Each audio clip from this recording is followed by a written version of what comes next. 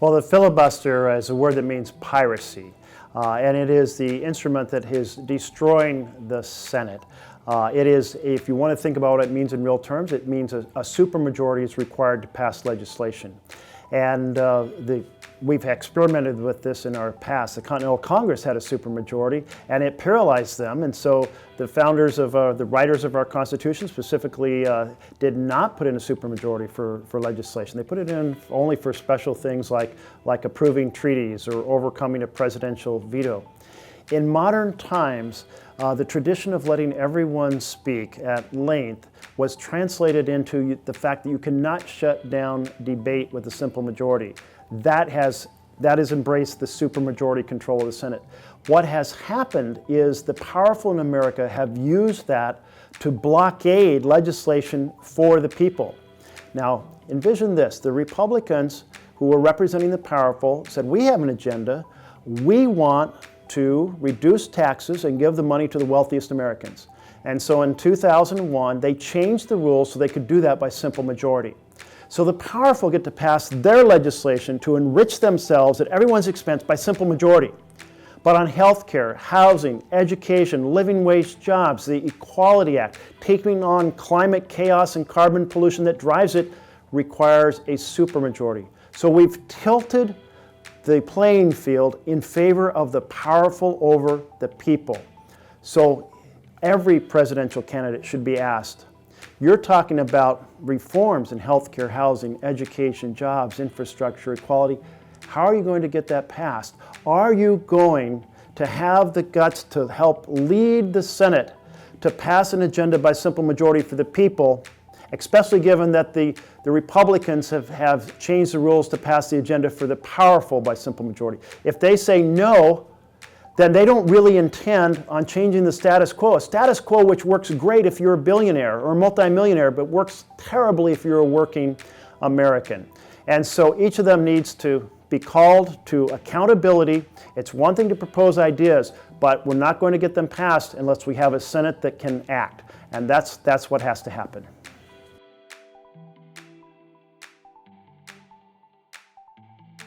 What isn't getting enough attention is the corruption of our Constitution, gerrymandering, voter suppression, dark money.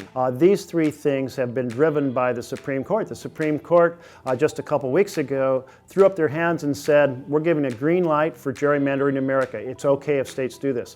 That's outrageous. That's unequal representation. If we were to end gerrymandering today, there'd be an additional 20 votes for the people in the House of Representatives. That would make a big difference. They proceeded to gut the Voting Rights Act. The Supreme Court gutted the Voting Rights Act instead of defending the fundamental institution at the foundation of our democracy. The result is voter suppression in every style and form. Voter suppression against college students, against communities of color, against poor communities, against Indian tribes, in all kinds of strategies. And the third and worst is the Supreme Court allowing a concentration of power through a court case called Citizens United, which allows billionaires or multi-billionaires like the Koch brothers to spend hundreds of millions of dollars in campaigns and take control of the U.S. Senate. That is exactly the opposite of the vision that our founders laid out. Jefferson called it the equal voice principle. What he meant by that is that each power had to be distributed among the voters, not concentrated. If it was concentrated, you got power by and for the powerful. If it was distributed, you could have laws that reflect the will of the people. So we have lost the fundamental vision of America. The Supreme Court, instead of defending the Constitution, is shredding the Constitution. So we have to pass the For the People Act. Now, the House of Representatives has already passed it. It takes on gerrymandering, it takes on voter suppression, it takes on dark money, and it takes on ethics. Senator Udall and I have been leading this effort in the Senate, and the first thing that needs to happen when we convene a new Congress is to pass this bill in the Senate, the For the People Act, take on this fundamental corruption, because if we fail to do that, we're going to lose on everything else that matters.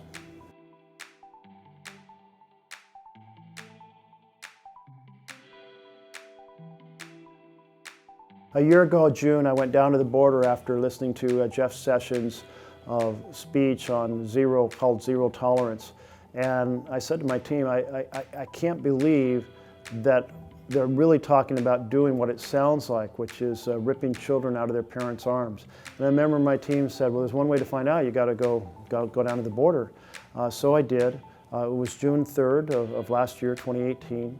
And what I discovered in the processing center were these 30 by 30 foot wire cages that boys were being sorted into one cage and girls into another, and fathers and mothers.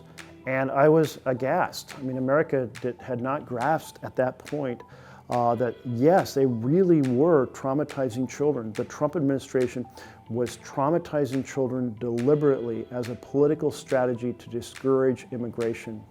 There is absolutely no religious tradition or moral code that allows you to treat children as pawns and hurt them as part of a political strategy. This is evil, this is dark, we have to put an end to it, and it isn't just that.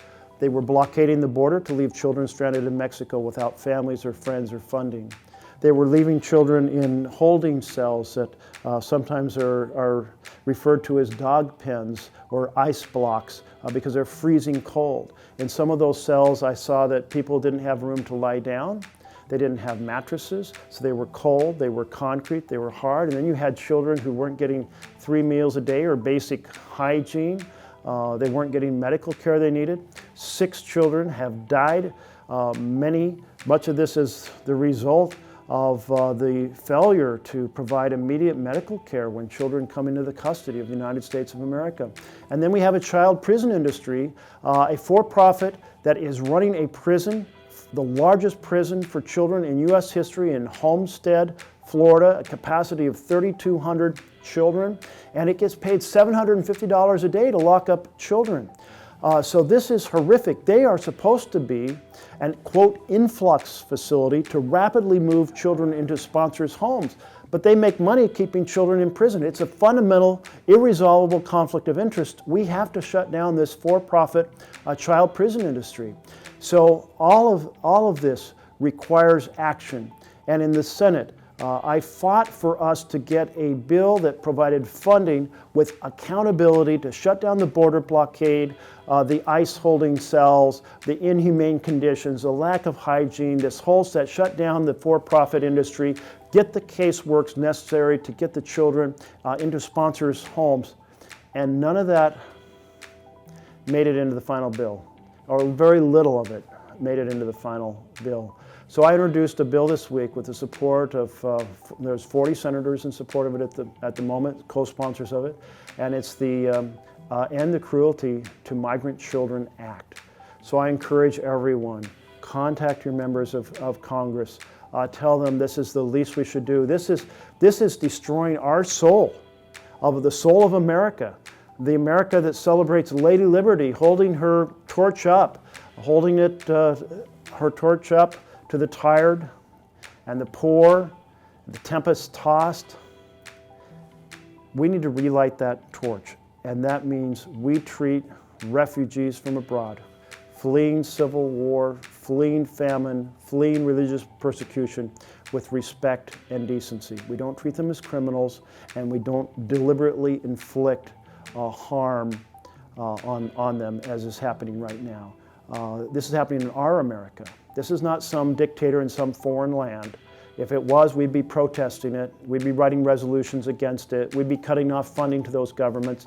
It's our government, with our money, on our soil, that is doing this horrific conduct. We have to end it.